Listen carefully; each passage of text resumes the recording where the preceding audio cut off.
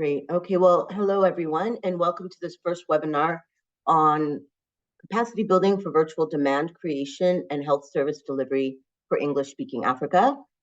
Your panelists today include myself, Shanti Noriega. I'm a technical advisor with the Going Online team.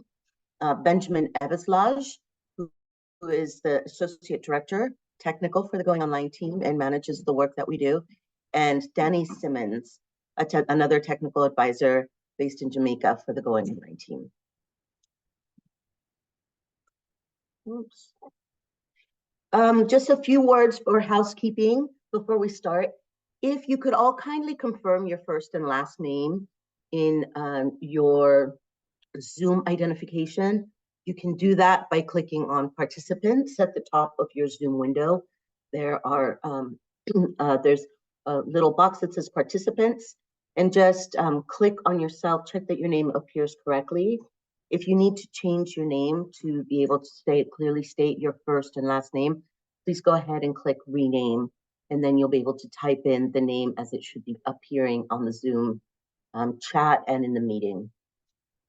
You can also use the chat function of Zoom to introduce yourself, so please feel free to put your first and last name there. You can also use that during the session if you have questions that come up while the presenters are sharing content. Please go ahead and you can ask questions in the chat. We will have some general question and answer sessions after each of the two sections that we will be presenting today. And during those sessions, if you would kindly raise your hand, we will go ahead and unmute you so that you can ask your questions directly. So the objectives of this webinar, the general objective really is to scale implementation of virtual interventions, specifically looking at demand creation and tools that you can use for virtual health service delivery. This is specific for Global Fund principal recipients and subrecipients. But more specifically for this webinar, we're really hoping to develop the capacity of consultants on these virtual approaches, specifically around the demand creation and health service delivery approaches. So we will be doing that by orienting you on relevant approaches in each of these areas and linking you as well and providing you with guidance and resources that you can then use to support the activities as you engage with countries. This webinar really fits within a broader set of activities that we've been conducting and supporting Global Fund and UNAIDS and its partners on. These activities have included looking at budgeting for programs and virtual interventions, another series of webinars that we did for Latin America and the Caribbean, and reports that we have created to look at what country readiness is in terms of being able to implement and integrate these types of interventions into their programming. So this webinar series on capacity building for virtual demand creation and health service delivery is one of those activities that we've been doing, and we are available and at your disposal to provide ongoing technical assistance to TSM and consultants. For today's agenda, we will be doing a 20-minute opening and tech overview just to orient ourselves and establish a framework for the different technical areas that we will be presenting. Then we will go into a 20-minute session looking specifically at virtual demand creation, which Danny will be leading.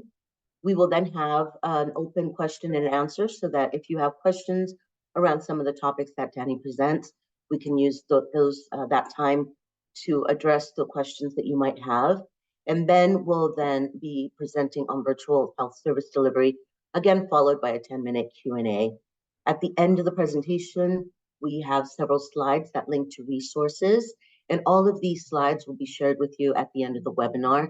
So you will have access to all of the various links that appear throughout the presentation. With that, I'm going to pass it over to Ben, who's going to provide a technical overview just to orient ourselves and establish a framework. Ben? Great, thank you, Shanti. I wanted to quickly allow Kaori or Juliana or Matteo, you all have the ability to unmute your microphone to say a few words and welcome any of the TSM consultants or other attendees who join the call. Hi, thank you so much. This is Kaori. I'm not sure how to open my video on this screen. I think I'm listed as a participant, so maybe I'm not able to. Yeah. But no worries. My name is Kaori Kaorabayashi. I know many of you. I am the manager for the technical support mechanism of UNAIDS, and we are very, very pleased to have this. It's a very important initiative, and virtual interventions is an area that we've been really trying to promote and have more focus on. It is a good part of a lot of, an important part of a lot of the funding requests. The TSM, as you know, does support the Global Fund funding requests and Global Fund grant implementation. So we, as TSM, we also are very keen to continue to support the learning and the capacity development of our TSM consultants. We've also invited consultants of other TA providers, GIZ and Expertise France. So I understand that they are also participating. We always like to share learning opportunities with the other TA partners that we coordinate very closely with. But thank you very much. Just want to say we're looking very much forward to this webinar, and I think it'll be very provide a lot of good opportunities and a lot of good learnings, not only for TSM consultants, but for all of us. So thank you so much. Very much appreciated. Thank you for that great introduction to the webinar, really, and why we're all here together. So that's perfect. Also promoted you, Matteo and Juliana, to be panelists. So I think you'll now be able to unmute and add your camera if you like. I'll go ahead and, well, let me just pause and ask, are there any other comments or framing remarks before we get started with the technical content?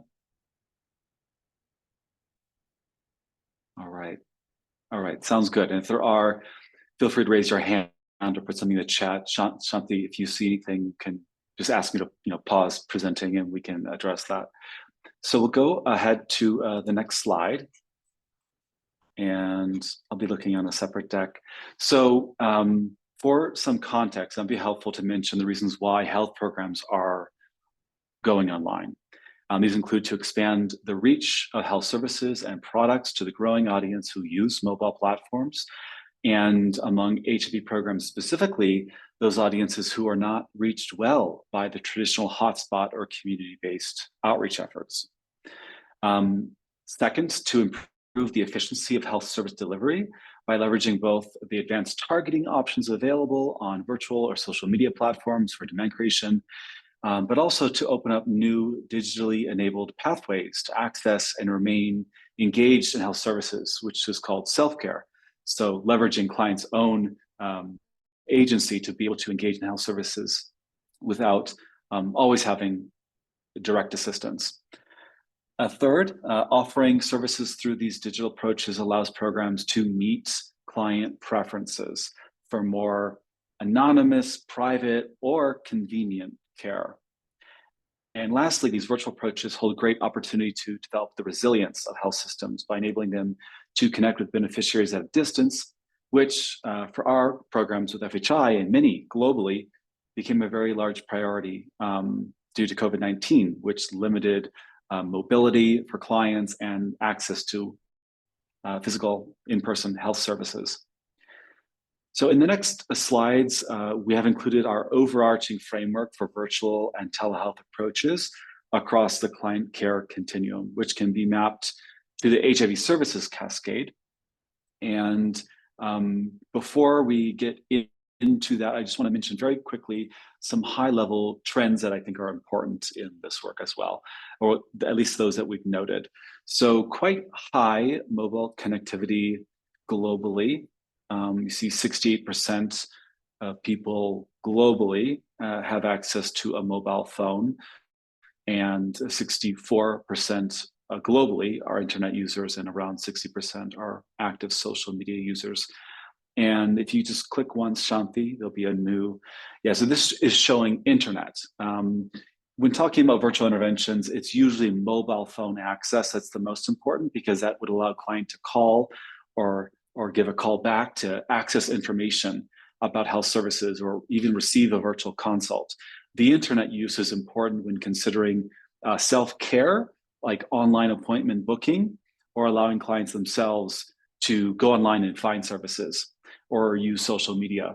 So you can see here in many regions, including West Africa and Southern Africa, It does vary quite a bit in terms of internet adoption, but they're a lot higher than many people who haven't worked in the space would assume.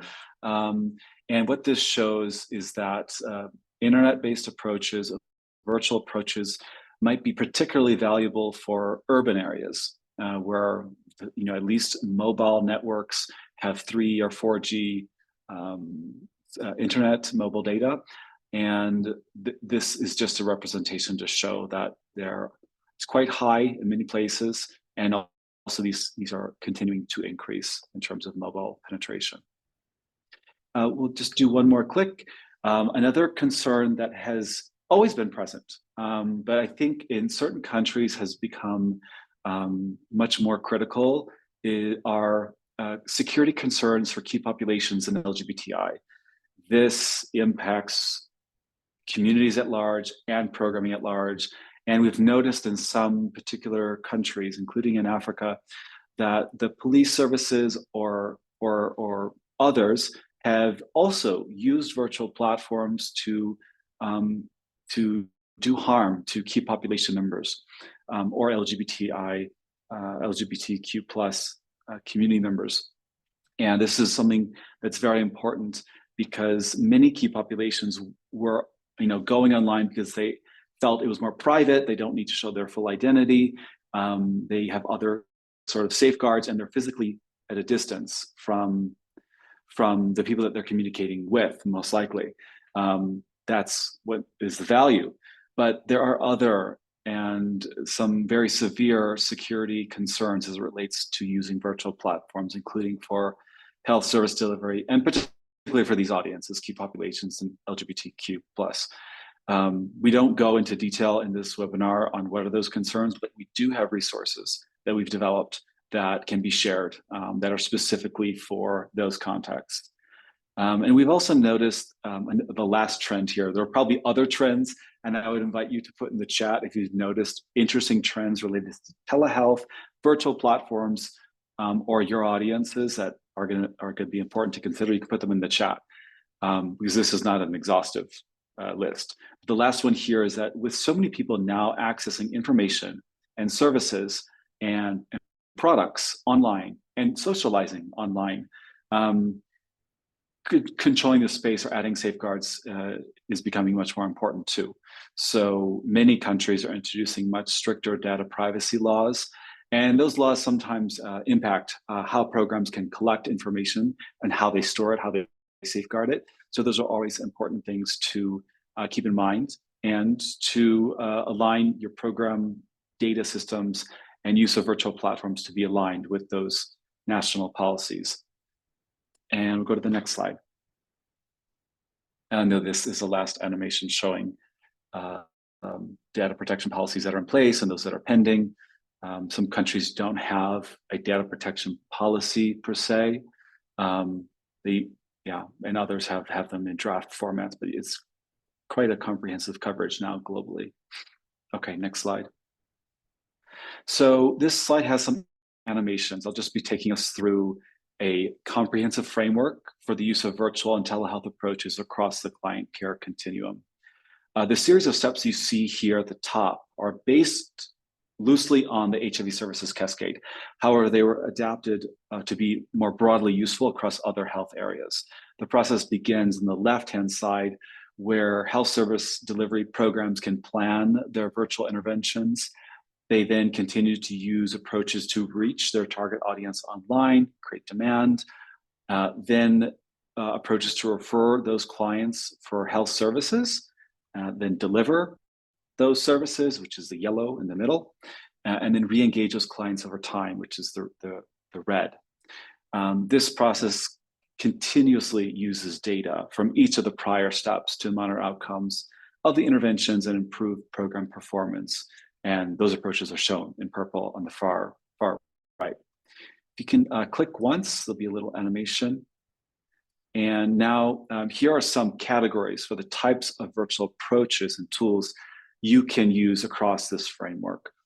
You can also see in green a category of self-care, which means that clients can use digital technology themselves to find, access, and stay engaged in health services. You can just click one more time. Here are some major types of virtual interventions that you can use across each step of the continuum. You can see 3 major items appearing under the reach category, and we'll review those in more detail during Danny's presentation. And I think there's one final animation. Yeah, there's one final animation. Yeah. So these are just additional approaches, more specific approaches that fall under the other text boxes in the darker shade of color. This is, again, a general framework. We've been using it to show programs. There's actually a lot you can do across the client care continuum to use virtual platforms. And here we'll be focusing on the plan and reach stage, which will be Danny's section. And then I'll come back near the end of our webinar to focus on virtual health service delivery, which it touches on a lot of these, including refer, deliver, and re-engage. So that's it for the overview. I think I can hand just right over to Danny. Thank you, Ben. Hi, everyone. It's really a pleasure to join you, to be able to share with you. I've been working in this area of virtual demand creation for some time. So a lot of the examples that I will share for myself, Ben and Shanti, we've worked on these. So if you have questions, just feel free to pen them and we'll discuss at the end of my presentation. Or even later on, even after this webinar, we're available to discuss any ideas or questions you might have as you digest this material. So when we talk about virtual demand creation, we're referring to the use of virtual and online channels to increase awareness, interest, and utilization of HIV-related healthcare services. So later in this presentation, I'll be walking you through the various approaches that we've tested in this regard and how various staff complements can effectively implement and support these initiatives. Next slide, please. Ben mentioned a critical pillar in this work, which is the planning phase. And it's essentially a set of approaches that help you to understand more about the audience you want to reach, the context in which you're hoping to implement, and just having enough data and context to inform the design of your virtual interventions. Sometimes programs might be aware or thinking through ideas about how they want to go online and stimulate demand for HIV services. Sometimes they don't, and that's okay. So when considering these methods, it's important to think about where on the fence you are. Are you a program that already knows what kind of outreach or demand creation you want to do online, or are you still thinking that through? Once you know how to answer that question, then in the design of these methods, you can put questions in that help you to get specific insights and better define your use case or decide on specific approaches. So we're talking about one approach called the virtual intervention situational analysis. We say VISA for short, and I might mention VISA throughout. So just so you know, and then there are online surveys and social media mapping and some other audience learning techniques and implementation roadmaps. These are some of the methods or approaches that form part of the planning stage. Next slide. I'm going to be taking you through some of them with some examples and giving you some details, starting off with the VISA. So the VISA is an analysis of existing virtual HIV interventions in the country where you want to implement. It helps you to understand any gaps and look for recommended interventions that you can model or learn from.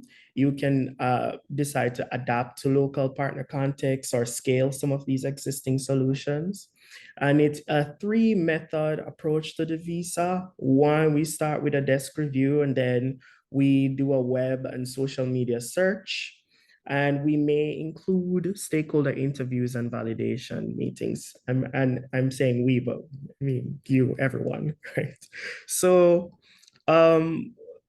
we have some examples that we can share. Some of them are live and some of them we're still making live and can share with you on request. For example, our most recent examples include a visa that we conducted as a multi-country approach for Malawi, Mozambique, Uganda, and Zambia under the UNAIDS Condom SI project. We were doing a project focused on generating demand for condoms. And we wanted to understand really the landscape and what others were doing in these 4 countries. And so we have that report. We also did a similar report for Gambia, but more broadly focused on the direct service delivery options, virtual interventions supporting direct service delivery through the DSDI SI project. And we have other examples like Philippines, and another multi-country, multi-context report is the Digital Health Landscape Report that we did under the Promise Project in 2022. Next slide, please. In addition to the visa, there's also this technique called the social media mapping. Social media mapping is an innovative approach using HIV programs to identify and somewhat catalog online platforms and influencers that can be used or leveraged to reach the audiences that the program is setting out to reach. It includes workshops, forming workshops with community members or outreach staff to identify and list relevant social media groups, keyword searches, pages, and influencers where they can target, where the target audience is active. And there are some specialized templates that we have created that helps to streamline this process from deciding on your keyword search to generating a list of pages, influencers, and groups that can be joined. I have a practical example here on the slide from the Philippines, again, through the DSD-SI project that was done in 2023. In the chart to the right of your screen, you will see a diagram where we have broken down the results for 3 key population groups. And for each group, we have disaggregated results by, the number of groups or pages that we have found, the number of influencers, and the number of group chats where we are likely to find that target audience. So for example, for MSM, when the search was performed, we found 22 group chats, 85 influencers, and 85 Facebook groups or pages that can be used by outreach staff to identify and engage with the MSM target audience. Next slide, please. Another approach we've used is the online survey. And we call them quick online surveys because they're meant to be quick. They're generally marketed through social media, or they can be marketed through outreach staff who will share them with peers and clients, depending on the target audience. The online survey is intended to help HIV services meet the needs and preferences of the online target audiences. So this is where we get as specific as we can be, asking some questions to the audience that helps us to identify and understand the services they would want to receive online, learn more about their risk profile, as well as their own testing history to form a general profile of the clients who are likely to be reached through the different modalities.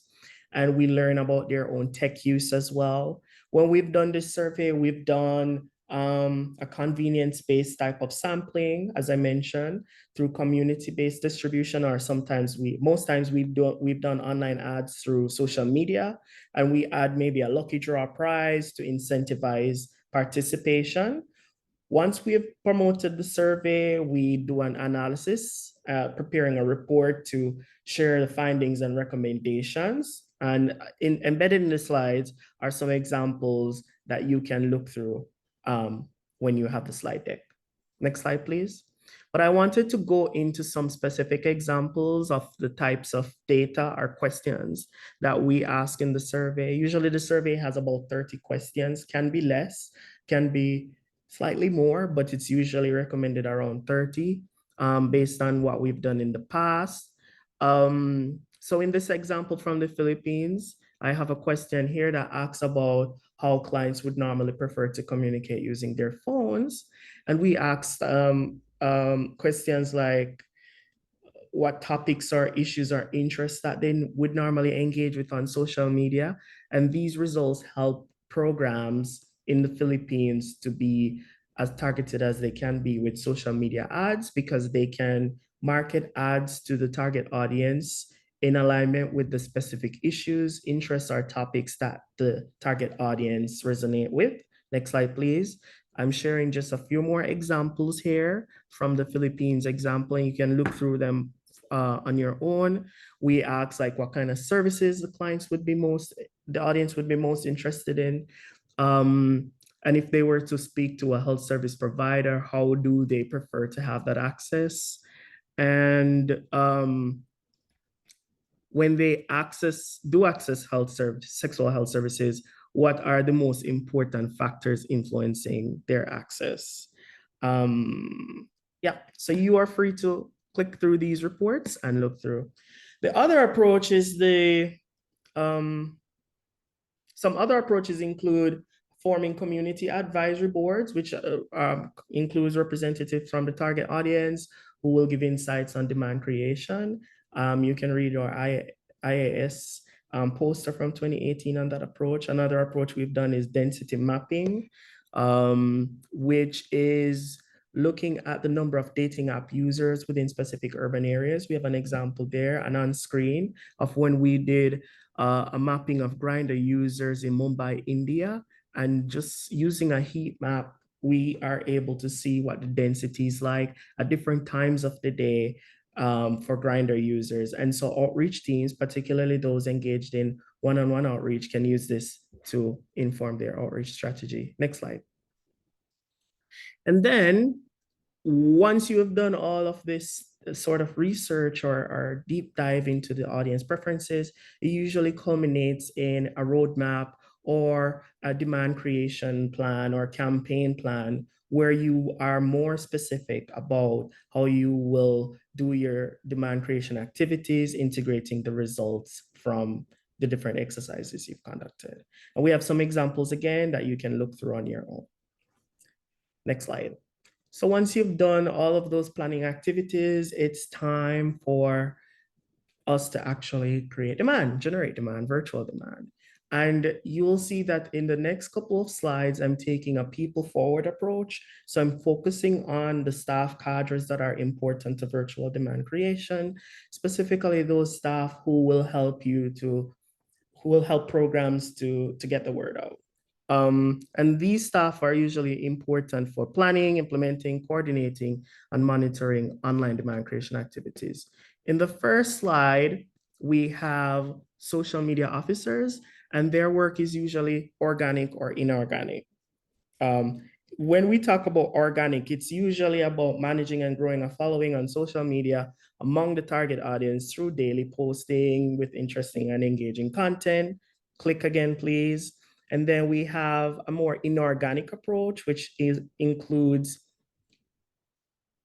click again. It includes paid ads on social media, advertising campaigns that can be on dating apps or search engines as well to all the target members meeting the defined characteristics. And people can be linked directly to HIV services or to the social media channels of the program where they can be engaged continually. And later on in Ben's presentation, he'll speak to how we make these linkages from the online space to the available services within the programs. Next slide, please. And the other, click again, please. So the other group I want to speak to are the social media influencers. And if you recall earlier in the presentation, I mentioned we are able to identify these people through the mapping exercise, which will help us to know who resonates with the target audience. So the social media, keep clicking Shanti, the social media influencer promotions start by identifying individuals, which we see highlighted, these little emoji people. About three of them are highlighted right now, or are influencers. And we have macro influencers and micro influencers. The micro-influencers they have a lesser reach than the macro-influencers that can span multiple regions within a specific country. And while macro-influencers may have a more targeted or specific reach, even though they have a high volume of followers when compared to an ordinary person. Keep clicking through the animation, please. So in this diagram, you're seeing how these audiences, the potential reach of the audiences and how they can in fact overlap while the work is being done by people that everyone follows every day. So the people the influencers that are engaged by programs to reach people through their platforms can also be a part of that direct linkage. And I have some examples to demonstrate that. Next slide, please. And then the online outreach workers. Online outreach workers are hired by the program to directly support clients reach through other demand creation to access service and reach directly into social networks through peer referrals and known social media groups and pages. So these are the people who are likely to just connect one-on-one with people on dating apps and social media, click through animation, and you realize that their engagement is for quite direct, click again, and they can work with people they have already reached to reach another layer of people who maybe they did not originally and intentionally engage with at first. And then our final group of people are that second layer of clients from the community. We call them community mobilizers who can be a part of online outreach. Programs can engage them to reach members of the target audiences by helping to mobilize their own contacts and directly linking them to HIV services. And this can be coupled with incentives based on the volume of the clients that the individual is able to mobilize. Next slide, please. So I have some examples. I won't spend too long on them, but just to get you interested and familiar with these approaches in action, I want to use the first example from Jamaica, which is through the iFlex program. We've worked with them some time ago, and they trained their online outreach workers to go onto dating apps and social media sites to identify clients, engage them in prevention messaging, and support them in accessing services. So you're seeing this type of one-on-one engagement here by people, with people online. And they are also very involved in sort of maintaining a social media presence by actively posting content daily from their personal profiles, as well as their organization's profiles, and responding to chats and starting chats with people online. Next slide, please. Just pull some of their organic content that they've put out from the past, which really looks good to me. And remember, organic is we share these materials, but we don't pay any advertising fees to get them out there. It's really just requiring daily engagement, daily posting to engage with the people you already reach and potentially others. And so you can look through these examples, but they usually use Instagram and Facebook to generate content and do live polls and so on. Next slide, please. And here I share a slide about an influencer, some influencer campaigns that were done in Indonesia in 2018. We had done a widespread social media demand creation campaign in Jakarta named Update Status, and it featured influencer promotions. One such influencer shown on screen is Stasia, a transgender makeup artist and social media influencer with a following at the time of about 166,000 followers.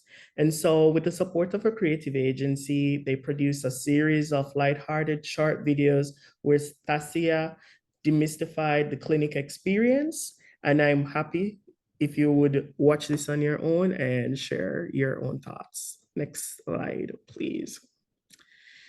And I wanted to show you, just how one country had diversified the approaches, mixed the demand generation approaches in Guyana in a smaller context. In one example, we see a micro-influencer. Her name is Noreen. She was sharing about QuickRes, which Ben will talk about, is an app that can help to facilitate this demand creation work. And in the second screen, you'll see where they did some very light ads promoting QuickRes again. And in the third screen, we just have some outreach workers who are, just demonstrating how they use QuickRes. Next slide, please. And more recently, we have some examples of some other social media ads we've done in Zambia, Mozambique, and Malawi and Uganda. But here on screen, it's just from Zambia. They did some demand creation around condoms, and I just have some screen grabs here to show you how the programs flex their creativity muscles to engage with their audience online. Thank you so much. I think that's it from my side. Great, thank you so much, Danny. I would like to now invite participants to ask any questions, either of the technical background that Ben presented or the demand generation activities that Danny was sharing with you. If you could kindly raise your hand, I can then click on you to unmute you so you can ask your question directly. And you'll find the raising hand ability under the button that says reactions under Zoom. So this is now an open session for any questions that people might have. Feel free to raise your hand or type them into the chat.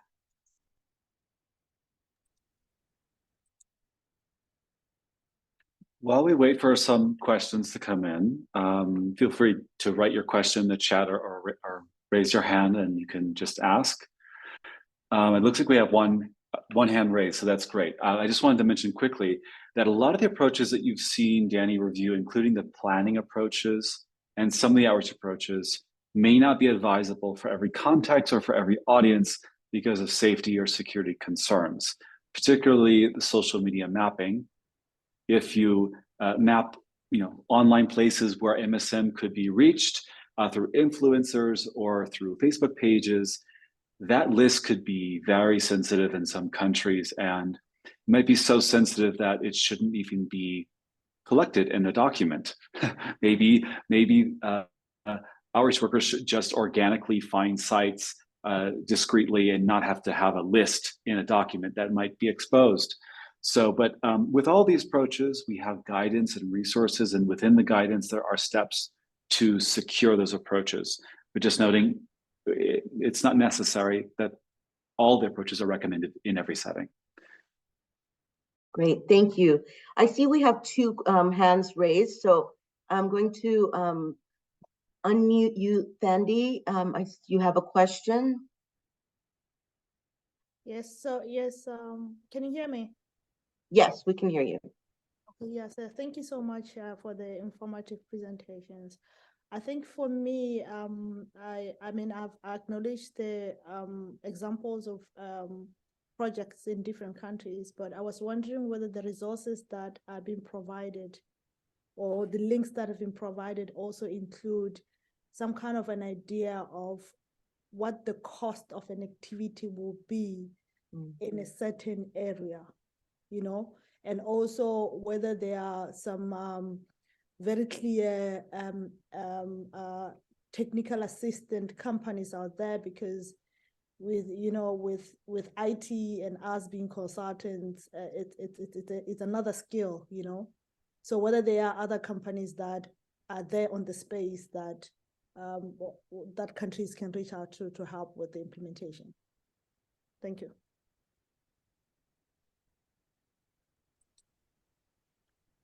Sean, did you want me to address that? Yes, go ahead, Ben. Thandi, great question. So as part, we plan to send a Word document. It might be sent at the end of all the webinars, which would be at the end of next week. A comprehensive resource with all of our published guidance documents, plus those that are not published that we've created for particular programs, and you can email us to receive a copy. Because there's lots of guidance documents that we've done for a particular program, but we didn't post it online. We still want you to be able to have those resources if you're going to be supporting countries. One of them that is published is a budgeting and programming guide for virtual interventions. It covers almost all these interventions. It's not perfect because for demand creation, your budget is going to scale exponentially based on the size of your target audience. So we tried to be helpful based on our experience and some other settings of the cost considerations for demand creation. Take a look. We'll send you a link to that document in the chat. I hope that's useful. And then, I don't know, Shanti, did you catch there was a second question? Around technical assistance. Providers. Yeah, in the same document, there are a certain budget items that say, for instance, you might consider budgeting for a creative agency. I think we might have specified some creative agencies that we thought were good, that we've worked with before. Again, that guide is heavily based on FHI's experience. So it isn't comprehensive in terms of the vendors you could reach out to. I would suggest that if, this is, Matteo or others can correct me, but feel free to reach out to us. And if you get if you're assigned a consultancy to support a particular global fund program on virtual interventions and you want to help them plan their approach, feel free to reach out to us and ask any of these questions, because it would differ by country. Who are the TA providers and who are the vendors that could be selected? Programs can always additionally contract FHI directly to support on the implementation of virtual approaches, but the consultants are usually the first line, and we have some time to support the consultants in additional training and capacity building. Yeah, I hope that's helpful. Great, thanks, Ben. I see that we also have a question here from Mary O'Grady. Mary? Thank you, Shanti. Yes, I was wondering, how long do these programs generally last? And I'm glad you mentioned that we'll be getting some access to the costs, because I was interested in that as well. But for an average social media campaign, for example, that FHI has done, how long have these programs lasted? Thank you. Danny, is that a question that you could maybe address, please? Yeah, I can kick us off. I think, just generally speaking about social media campaigns, again, it's dependent on the program's objective. Some programs might have a specific time frame in mind, while some might want to introduce a campaign that lives as long as it can. I shared an example we had from Jamaica. We worked with them in about 2018 on what we thought was going to be a very short project called iFlex. And it's now 2024 and they're still up and running. So I guess programs are motivated by results, who they want to reach, and also the availability of the people they want to reach online. But regarding social media ads itself, it's always specifically determined by budget, as well as the objectives of that campaign. I don't know if Ben has anything to add to that. I would just say it's highly variable. I think it's a good practice to first consider a particular community organization or local partner that wants to start implementing demand creation online or enhance it. And so that means there's a long-term, probably forever or indefinite period of time that they dedicate resources and time to creating demand online. That might mean just transitioning their existing branding and organization to have like an online presence, a Facebook page, Instagram page.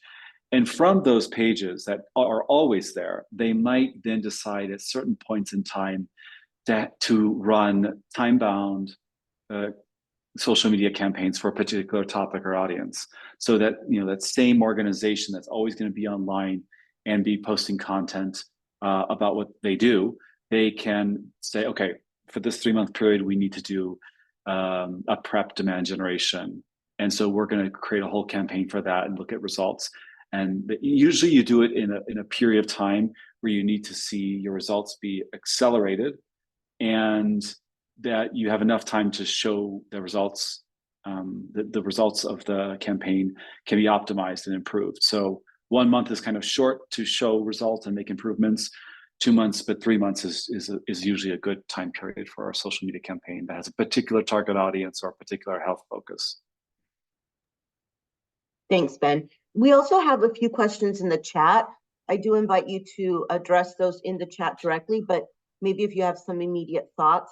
We have a first question from Maria, which is around experience and lessons learned from online approaches with sex workers.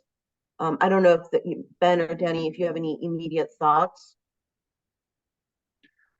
Quickly, yeah, we have some programs that do online outreach for sex workers. It isn't as commonplace as for other audiences, and sometimes programs need to make decisions around what characterizes this audience of online sex workers. In some places, we've decided that the focus is better framed as young women online who might engage in transactional sex, but would probably never identify as a sex worker. It's kind of categorically different than the audience that you might be reaching in person at venues and hotspots. So that's something to consider. Or you might decide, no, we're gonna specifically reach out to women who are advertising their sexual services online, which are, you would say they identify as a sex worker. So we don't have much documentation about approaches that are tailored for sex workers. It's more general, but we do have some experiences. It's a little lighter than for other audiences, though. Yeah, we have one example that's still in the works, where in that country they found maybe it's not as easy to reach female sex workers online, but they could meet them at hotspot and then use virtual channels to continue that engagement until they're enrolled in services. So that's one example. Yeah, exactly. And I think the sex worker question is a really valid one, because as Ben alluded, maybe online approaches are more appropriate for specific groups, and a lot of your initial mapping and understanding of the populations that you want to work with will give you that information. We have had groups where in countries we've had experience where we find that actually the sex workers that we want to target are less likely to engage online. They don't have the technology, they don't have the smartphones to be able to be using social media as often as, say, MSM or other population groups. So your initial mapping and understanding of your populations will really give you an idea about what's appropriate for what population. And as Danny said, there's ways that you can then work around to better link those populations to healthcare services, even though the social media might not necessarily be the most effective for that population. We have a question here from Jennifer. Is it generally recommended for Global Fund grants to set aside a percentage of outreach service delivery that is virtual? I don't know if maybe some of our colleagues from Global Fund UNAIDS want to address that. We can either put something in the chat. Yeah, Shanti, thank you. I'm happy to answer it. And thank you, Jen, for the question. No, I mean, I want to say it is an obligation, it's mandatory, but I think it's good practice to, depending on the context, to try and include it. We did include, the use of both telephone and internet-based platforms as part of differentiated service delivery as a program essential in the HIV InfoNo. So yeah, to say that we try to give it as much relevance as possible for countries to decide to also include this type of interventions. But yeah, I mean, it's not mandatory in any way in this sense, obviously, because also depending on some of the cautions that Ben was giving at the beginning in terms of safety and security, and trying to understand where certain interventions are can be scaled and where not. But generally, yes, I think it's always good to try and see and include them. Hope that answered the question, Dan. Matteo, quick question for you. We did the country readiness report, which looked at internet, mobile, and social media use per country. It looked at also our knowledge of existing virtual interventions and notes on the Global Fund funding request in those countries, on the virtual interventions that they were requesting funds for. Can we share that document with the attendees of these webinars so they can kind of see and benchmark where virtual interventions could have a higher percentage of the budget versus maybe lower? That's a good question. No, it would definitely be helpful. What I need to check if all the information that compendium is based on has been published already. Generally, all these fund requests are published, but we can't release that information until they are posted on the website. So that I think is the main things to check. But yeah, we can do that for sure. And yes, if it's possible, I'll make sure we can provide it together with the costing. Data. Thank you. Great. And I think we have time for one final question where we're talking about the confidentiality and trust of how do you support that trust and confidentiality among members of the key population? Specifically, how do you support key population members who might not be on social media due to security reasons? Yeah, this is a very important question. So we have guidance that we have drafted for hostile environments, particularly for key populations and LGBTQ+. It's a draft. It was done because of incidents that we've seen in some countries in Africa, but I think are broadly relevant. The guidance is tailored for countries that are a little bit less connected online and are hostile towards key populations. And so that guidance does provide lots of helpful tips for online outreach workers. It makes recommendations for certain approaches that should be excluded or not implemented, and includes communication guidance on how outreach workers can build trust with clients virtually over time and introduce them to the program in a safe and confidential way. Other things in the planning stage, which I don't know if we mentioned, so most of the planning approaches that we propose are data collection that don't identify individuals. It might be individually collected data, but without any identifying information. So to safeguard people. But what that means is sometimes the target audience is only engaging anonymously and without much connection with the program. So another approach that we recommended in some settings is to have like a virtual advisory board. And I know that many Global Fund programs already have key population advisory boards or community leadership boards that guide programs. The recommendation here is to consider if the people on those existing boards represent the target audiences that are intended to be reached online, which might in some cases be like different kinds of audiences, and invite some of those individuals from the online audience who might be from a distinct background or something, bring them into those forums.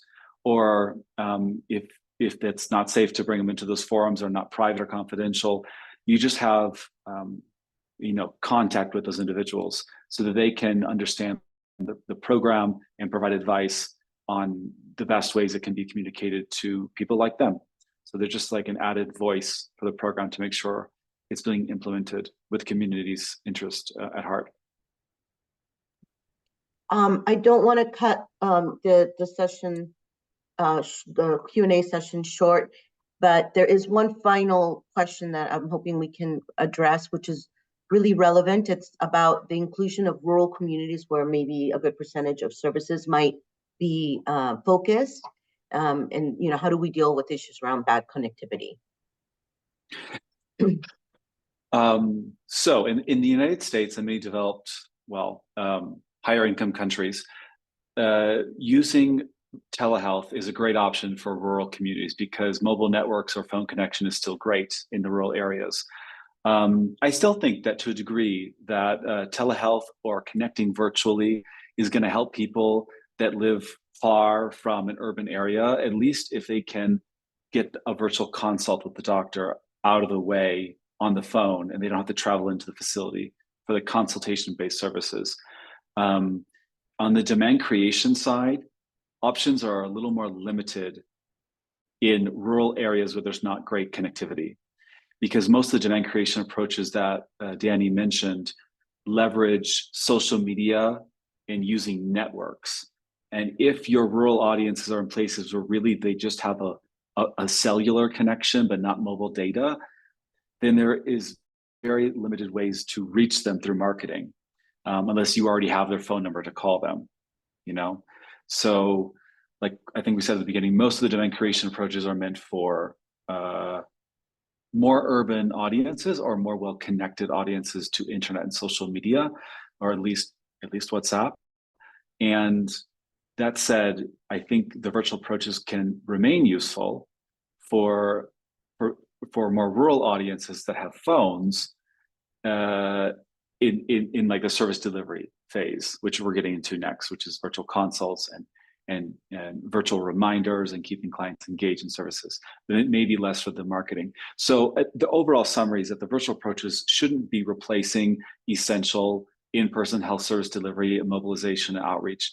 It should be an extension of the in-person and aiming to engage new target audiences that haven't been engaged before in ways that meet their preferences. So yeah, it's not meant to replace, just to extend the impact or reach new audiences. Great, thank you, Ben. And I think that's actually a really nice transition into the next section where you'll be talking about virtual health service delivery. So I'm going to hand it over to you. Great. Okay, so we have 30 more minutes. This, I think, was a 90-minute webinar. I have, I think, around 15 to 20 minutes to review some content here, and then again, Q&A. So let me get started. We'll go to the next slide, and I just wanted to highlight some of the main topics in the virtual health service delivery phase that I wanted to review. One is client-facing online appointment booking. Another is virtual consults. Another is provider-facing appointment management, like how they manage their appointments and view services and manage client information. Engaging clients through SMS and other messengers, virtual case management, and we'll end by highlighting an existing platform called Aura, or one version is called QuickRes, which actually has all these functions. So I'll try to be presenting this in a more generic way so that you see for each of these areas, what are the important considerations for the approach generally. And of course, there are many different options programs can use, in terms of applications or platforms to be able to implement these. And we haven't done all the research to identify what are the most common or most relevant platforms for each of these functions you see here on this slide. But we do have a practical example that we designed and developed called Aura or QuickRes that has all these things. So you won't be left with nothing. You'll have some good documentation on at least that one application, and invite you to explore others as well. So we'll go to the next slide, starting with client-facing online appointment booking. Here, this is where beneficiaries who are reached with demand creation approaches, maybe ads on Facebook or an influencer, they can easily go from those advertisements to finding and booking appointments for health services. And so one of the easiest ways to do this is to have a website where you can easily put a link for your appointment booking website on any kind of ad, right? Or influencer post. And the influencer can just say, oh, I found services so easily on this website, go here. So a website is an option. Other options could be even a WhatsApp phone number where a client can call or message and request an appointment. Maybe it's done manually with some staff member who manages the WhatsApp. Another option could be an app, like a phone app that you download from the App Store. Those are a little bit more difficult and it adds a bit of a barrier. for clients, because if you have an app, they don't always work on feature phones, where maybe a web browser, like a website, would be more functional. And it also takes a lot of data to download an app just to book the appointment. And many clients often say that they don't want to have to download a special app on their phone for like an HIV service or particular health service. They'd rather just go to a website as they need it. So there are options in terms of platforms. Some key functionality that are important for these kinds of online appointment booking apps or tools. Clients should be able to easily navigate the list of health providers, and they can to be able to find a provider. You know, for instance, adding filter options when clients search for a provider by the type of service they're looking for, like HIV self-test versus HIV test, standard testing, rapid testing, or ART versus STI testing. Not all providers offer all those services, so having those kind of filters will make it more useful. The location, you can categorize your providers by city or neighborhood, or you can just put the provider's GPS location, and maybe the application would order the facilities by those that are closest to the client, those that are furthest away. And also modality. So this would essentially say that if a client says they want to receive mental health consult, they can then say, I want to find a provider that offers the consult virtually versus only in person.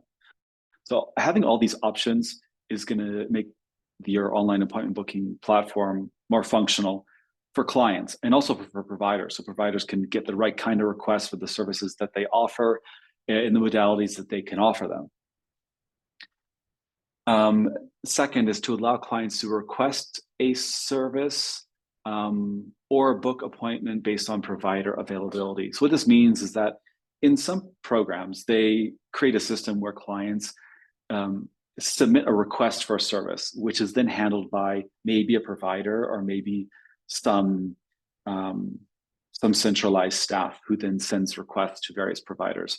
So those requests do not specify a date or a time for the appointment. It's just, I'm a client, I want to receive this kind of a service. And then that request has to go into a provider who then might call the client and confirm, when do you want to come in or when do you want to meet? The other option is to allow providers to specify when they're available for services on the appointment booking app, and clients can book based on the operating hours of that clinic or that provider. So they can actually book a specific date and time. Another important thing for online appointment booking is that clients would typically need to provide some kind of contact information, like their phone number, so that when they submit the request or the appointment, that someone can call them maybe the day before to remind them, or to call them if they miss their appointment to reschedule. Or if it's a virtual consult, the phone number is used maybe to start the virtual consult. So the phone number is typically very important to actually provide support to clients who make those requests, and secure storage of that information is really critical. Not only the phone number itself, but if that phone number and the record of the client is tied to any other sensitive information, like if they booked for ART, or if a provider reported results of an HIV test on that same record, or if the client was asked about their key population status on the booking as well. All those things make the collection of personally identifying information, like a phone number, much more sensitive and important to secure.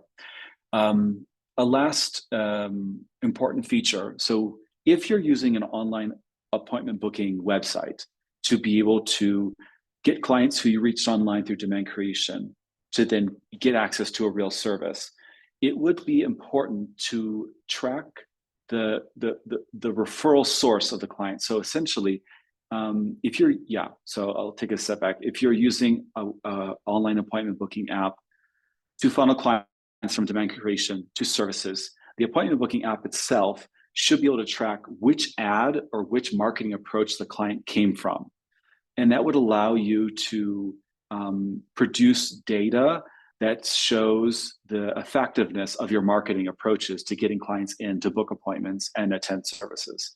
And so there are various ways of doing this. You can use, you can create unique links for your appointment booking app with codes that are assigned to certain marketing approaches, and you essentially use that link in that particular marketing approach. Another approach is on the final page when clients book their appointment, you could have a question that asks them, how did you learn about us? That's a very common approach. It's not very dynamic, it's not very specific, but it does, if you have general categories of marketing, you could always ask a question like that so that you're able to track where clients came in from. And we've mentioned, because not every program has financing or resources to use, or to develop an online appointment booking app, there are existing applications that could be used. They don't need to be developed from scratch. Facebook pages have an appointment booking function. It may not be very functional for big clinics or hospitals, but it could be useful for smaller organizations. There's also an approach called offlining, where instead of actually booking online, you just engage with the client online, and then you set up a time to meet them offline, maybe at the CSO, and then you enroll them in the program using your paper records, and they just come in for services then. And you can also have like a facility directory, which isn't tracked. Like, you don't get tracking of clients who go from marketing to the facility directory to know if they actually got into services. But at least it gives clients the information. So you could link clients from NAD to the service directory, and they can see what facilities are available, what providers are available, and maybe a phone number to call to get in for services, and of course the address, other access instructions. Go to the next slide. Yes, virtual consults. Just check. This slide I've been updating a bit. It hasn't refreshed on this screen you're seeing, but virtual consults are where clients meet with a provider virtually to receive a consult-based service. So this could include mental health, SRH or HIV service navigation support, like basically orienting a client to what are the available services, what would be right for them, maybe doing a risk assessment over the phone, and then navigating them to the right services. Psychosocial support could be done maybe entirely over phone calls or video calls. Enhanced adherence counseling for ART. And we just have some considerations here for doing virtual consults.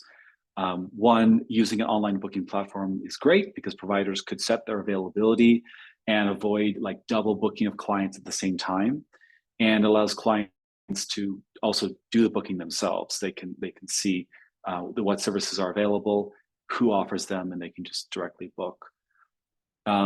Providers or maybe a program would have to identify which platform is going to be best for the virtual consults. In most settings in Africa, a simple voice call is probably the best for most types of consults. In urban areas, and maybe for more mental or emotional support, video calls, like a video WhatsApp, is important. It could be offered. And there are a bunch of telehealth platforms that are web-based that providers could use as well. Although they add additional barriers, usually it's easiest to use a platform that clients already have on their phone, which would be like WhatsApp or a voice call. Consider having automated reminders for these virtual consults so that the provider is notified maybe by email 15 minutes before that they have an upcoming consult, and maybe an SMS sent to the client that can tell the client, you have an appointment, a virtual appointment in 15 minutes. Find a quiet and private place for your consult, and at whatever time, at 3 p.m. or whenever the appointment is, click this link or call this number. It can include the specific instructions on how to initiate the consult with a provider. Having a backend interface on the appointment booking app would allow providers to view their upcoming appointments for virtual consults and their past or missed appointments. And this would allow them, at least in one place, to maybe prepare for tomorrow's appointments, call clients to confirm or reschedule, or call yesterday's missed appointments and ask to reschedule. So it just gives them more ability to support their clients before and after appointments.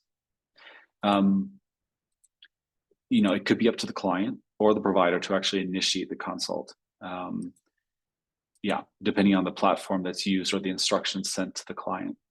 It's, you know, usually an important step for the provider, because it's a virtual consult, to do some kind of confirmation of the client identity before they start providing the virtual consultation services.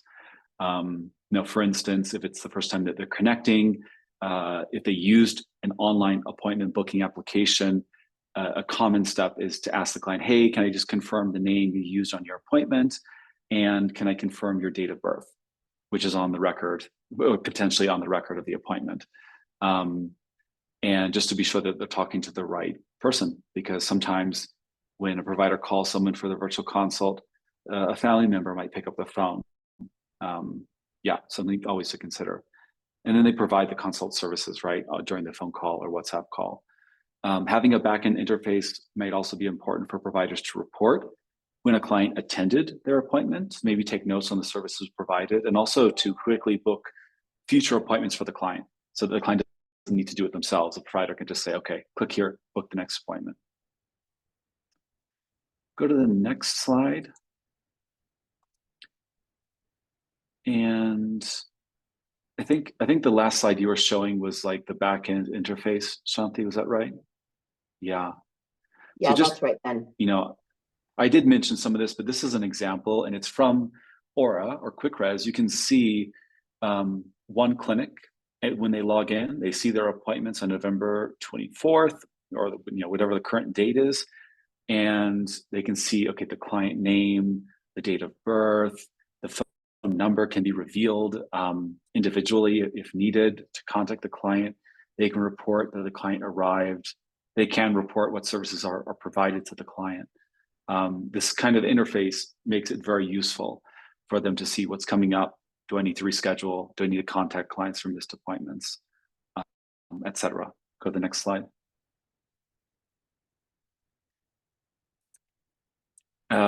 So SMS and other messengers can be used to help boost client engagement in your program.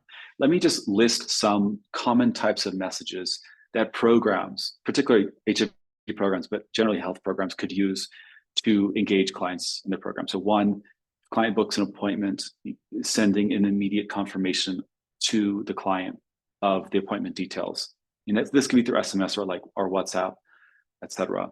Appointment reminders, warning, you have not warning, but alert, you have an appointment in 2 days at this clinic at this time, or you have an appointment in 3 hours at this clinic at this time. Also, after they attend an appointment, some follow-up reminders like, thank you for attending your appointment. Complete a quick 5-question survey to share your feedback on the service. Here, click here. So there can be that. There can be an invitation for clients who attended their appointment to invite their friends to also find services and book services. This is like a client referral demand creation approach. But the message can say, forward this link to your friends so they can book an appointment, or you can say, click this link to anonymously refer a friend. And at least on our platform, you can do that. You can put in your friend's phone number, and the system will send a message to them to invite them to book an appointment. You could send clients messages if they missed an appointment to suggest they reschedule. You can send clients a message who received an HIV self-test kit to click a link to go back and report their result. If clients booked for viral load testing, or maybe 4th generation HIV testing, and the results had to go to a lab, you could have functions where clients are sent an SMS or message that their testing has been processed, and they can call their provider for the result. If clients are enrolled on case management, it can track the stock of ART or PrEP that they have on the system, and it can be programmed to send them a warning when they might be at low stock. And you can also use, which is actually done more commonly, all the prior types of messages I mentioned are easily programmed as automated if you're using an online appointment booking system, because the appointment booking system is already going to know the client's appointments, date, time, and it can be programmed to automatically send these reminders and these follow-up messages. There's the other option of using messaging to send general educational information about HIV or general information about service availability that's not specific to an individual client, but maybe is relevant for a broad group of clients. So we have 3 methods that we've considered for how to send these kind of messages. One is automated, like I mentioned. If you have a database that exists online of client information in terms of service access or appointments, that kind of database could use an API and connect it to like an SMS vendor or to a WhatsApp for Business account to automatically send client appointment confirmations, follow-up messages, warnings about their ART stock, or other content. It could be based on their client record on the electronic client information system. Or, staff who can view client information like appointments, uptake of services, et cetera, could have the job to manually send these reminders. So they see the client didn't come in and they then send the message to the client manually as opposed to a system doing it. So you also have that option. And then you have the broadcast messages, which are usually relevant. You'd usually send it to a group of contacts that you've predefined to send general education messages about health that could be used for demand creation or behavior change. Also could send updates related to service availability. Some of our general guidance for messaging is that clients should always be able to opt in and consent to receiving the messages. Allow clients to opt out at any time. So be clear where they can opt out, and typically try to exclude sensitive health information in messages. If you're using a electronic database of client information to send them automatic messages, it means that they're getting the messages because of their access to health services. And we just usually exclude anything that would denote that they're accessing a service that is for PLHIV or for key populations. Anything that so we just keep it general in those messages. Like you have an appointment at this health clinic at this date and time. We don't specify that it's for ART. And if you have a low ART or PrEP stock warning message, it just says, quick res, are you low on medication, ? Click here to book a refill. It doesn't specify what kind of medication. I think if you do broadcast messages to contact groups, it could be a little sensitive, because you usually want, if you're doing behavior change messaging on HIV or PrEP or human rights, it's usually you need to be more specific in your messaging in order for people to learn about the content. And so just, keep that in mind, who you're sending it to, who might see the messages, how sensitive the topics are. Just some things to consider. And I think for the broadcast messages, it's probably best to just transition to like a WhatsApp broadcast group as opposed to SMS, depending on what platforms are used in your country. We don't have a ton of time remaining. Let me just skip to virtual case management. So virtual case management is an individual relationship between clients and case managers that helps clients efficiently navigate care and achieve their long-term health or wellness goals.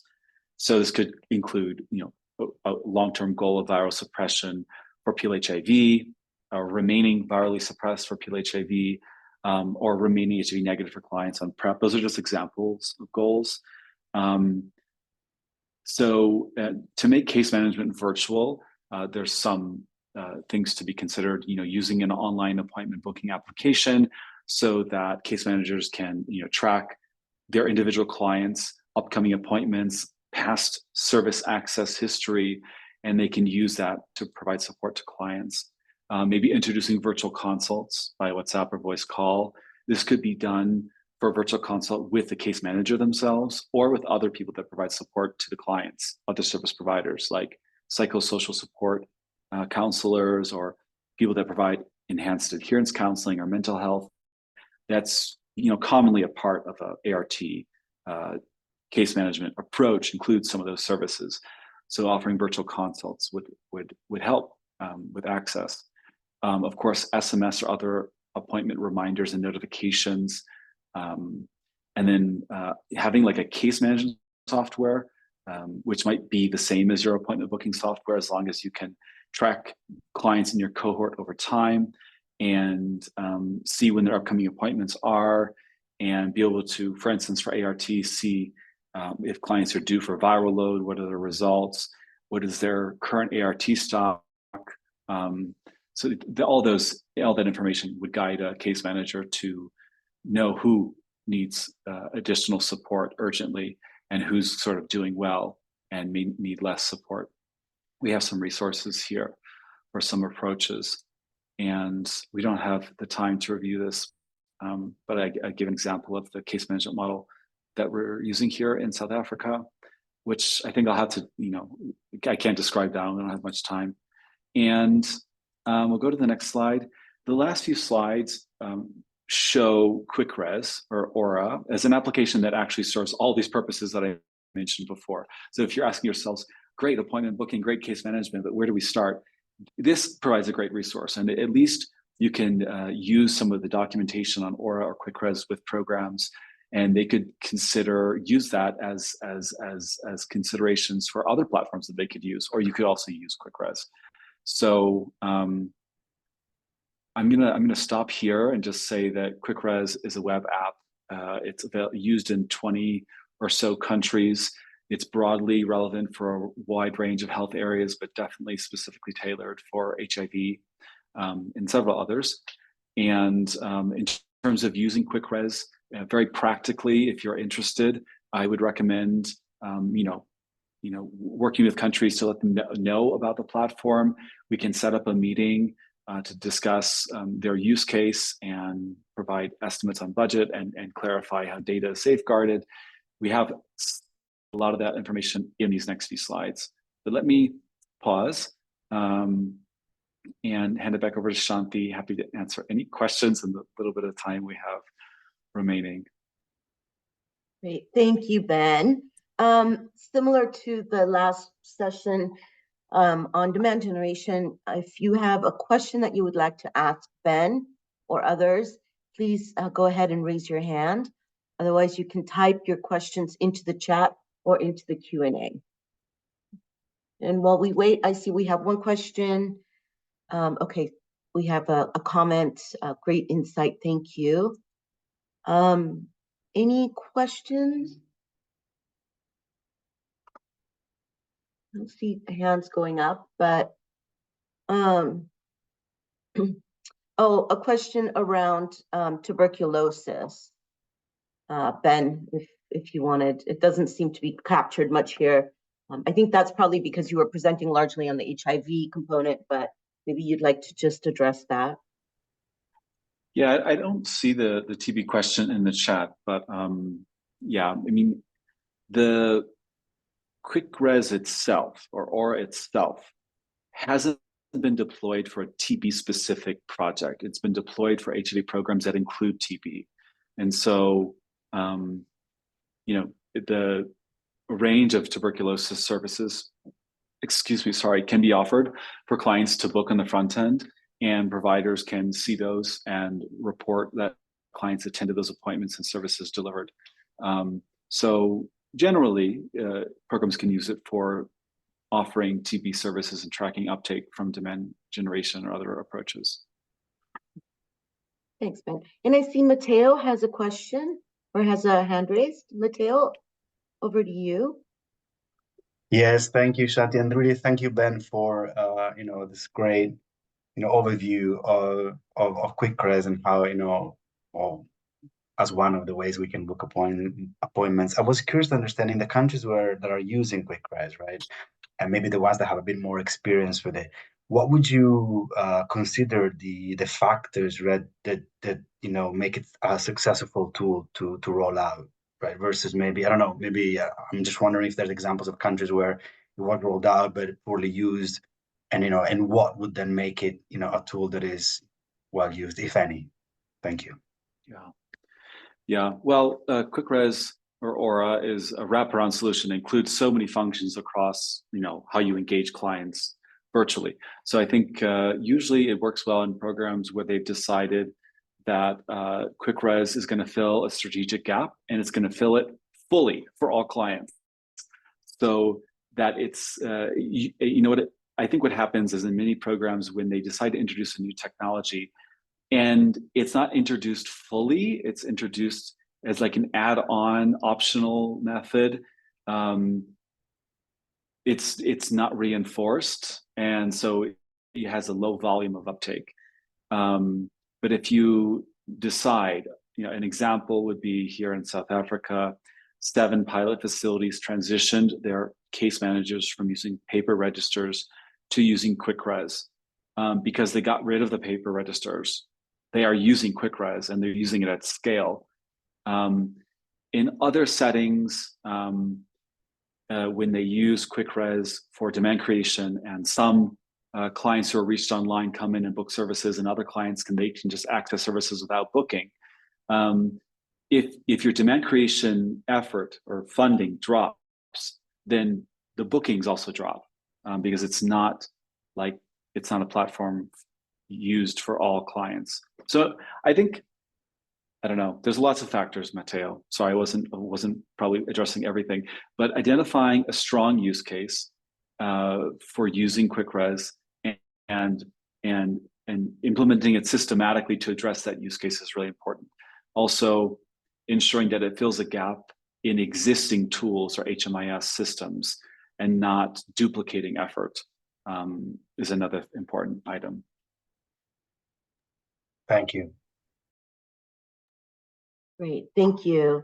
Ben, we have just some general comments in the Q&A, again, around the access in rural communities, which I think we've addressed. Obviously for something like this to work, you need to have internet access, you need to have the ability to log into the system. So it can be a challenge if that is not something that is available in rural areas.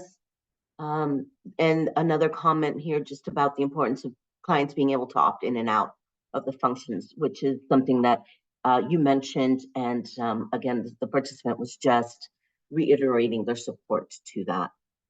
I do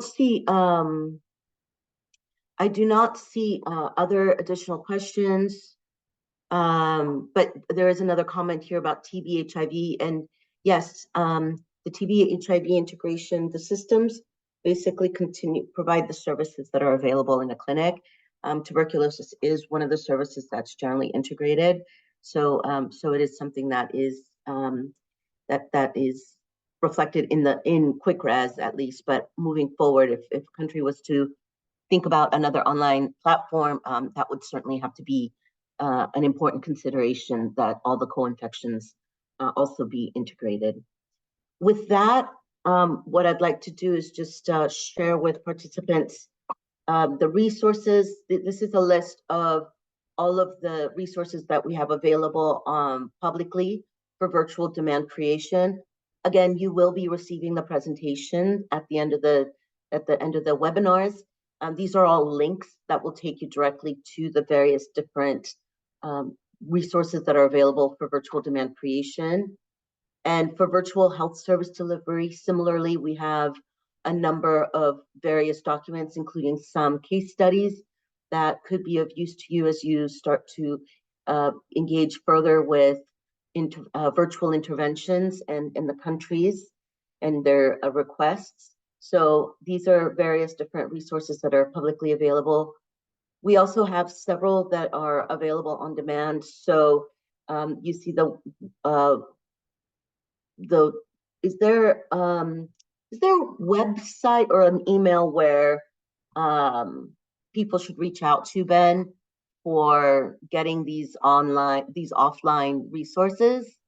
Maybe could you share that in the chat? Yes, of course. Let me go ahead and share. It's going online at fhi360.org. I thought it was included on the last slide. Looks like it was not.